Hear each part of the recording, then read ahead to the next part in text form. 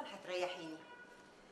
صدقيني يا حبيبتي ما حصلش حاجه. يعني انت عايزه تفهميني انك من الباب للطاق كده قررتي تسيبيني؟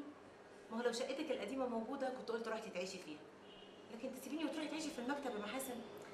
الا قولي لي، صلاح عرف حاجه؟ لا طبعا ما عرفش، بس هو هيموت ويعرف، وانا ما اقول له ما اعرفش. احسن كده احسن. الا قولي لي، الاستاذ صبري لما عرف عمل ايه؟ اسكتي، ده انا كنت في وسط هدومي ولا ايه؟ كنت لابسه قميص نوم وروب. شافك كده يا محاسن؟ بس الحمد لله، تصدقي طلع راجل محترم قوي رغم العصبيه اللي كان فيها. اول ما عرف ظروفي وهدي ما كانش قادر يرفع عينه فيا. طب ممكن اعرف بقى الحال ده هيستمر لحد امتى؟ لحد ما اقدر ادبر نفسي والاقي مطرح اقعد فيه، ان شاء الله شقه مفروشه مؤقته.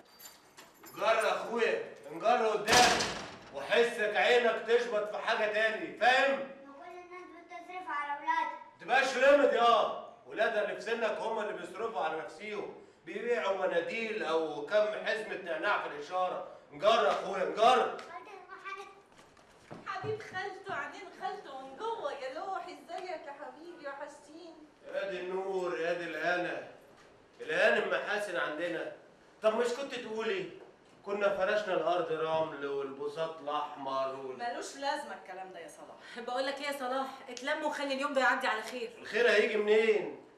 هيجي منين الخير بعد الهانم اختك ما جرستني في الحته كلها وخلت رقبتي بقت زي سمسمه؟ كل ده عشان ما وافقتش على العريس يا صلاح؟ كنت قولي لي يا محاسن، كنت قولي لي وانا كنت غيرت وجبت لك واحد تاني. وتغيره لها ليه ولا تجيب لها ليه؟ هي كانت طلبت منك؟ وليه لا وليا؟ محاسن دي زي اختي ونفسي افرح بيها والاقيها كده في بيت العدل، في بيت راجل محترم. يا سلام، واللي انت كنت جايبه ده كان راجل محترم؟ ليه بقى اختي؟ كان ماله الراجل ده؟ بقول لك يا صلاح، لم لسانك بقى. بقول لك ايه يا اختي، مش كان عندك شغل؟ انا كنت ناسيه، انا لازم امشي. خد يا حبيبي. اخد يا ماما. خد يا انت لسه هتسال، ما تكسبش ايد خالتك. طول عمرك صاحب واجب وبتفهم في الاصول. خد يا حبيبي من خالته، خد. الا قولي لي، انت مش محتاجه حاجه؟ مش ناقصك حاجه؟ كتر الف خيرك يا اختي. طيب يا حبيبتي، همشي انا بقى. باي يا حبيبي. مع الف سلامه، انستي وشرفتي، نورتيني. ربنا يخليكي يا حبيبتي. تسلمي. الا ما قلتليش يا محاسن، نعم يا صلاح.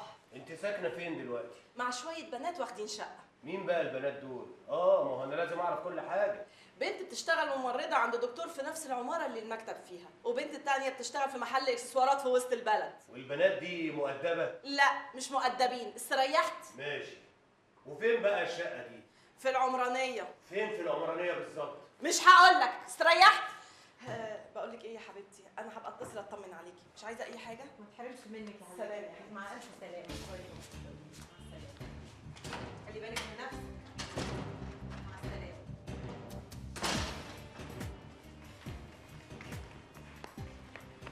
نعم يا اختي. هتفضلي واقفه لي كده؟ غوري اعملي لي لقمه ادفعها. ما تغوري يا وليه.